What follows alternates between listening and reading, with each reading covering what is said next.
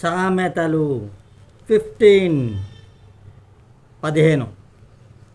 అరిటాకు ముళ్ళు మీద పడ్డా, ముళ్ళు వచ్చి అరిటాకు మీద పడ్డా మనకే నష్టం.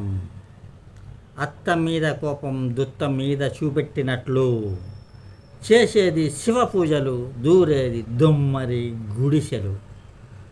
పుట్టుకతో వచ్చిన బుద్ధి పొడకలతో కానీ పోదు. కొండ మీద రహస్యం, కోమటోళ్ళ రహస్యం. కొన్ని మంచి మాటలు చెప్తా, దాని తర్వాత మళ్ళీ సామెతలు చెప్తా.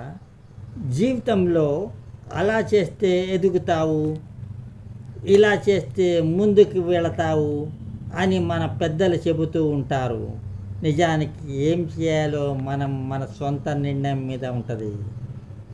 ప్రతిభ అనేది ప్రయత్నంలోనే వస్తుంది.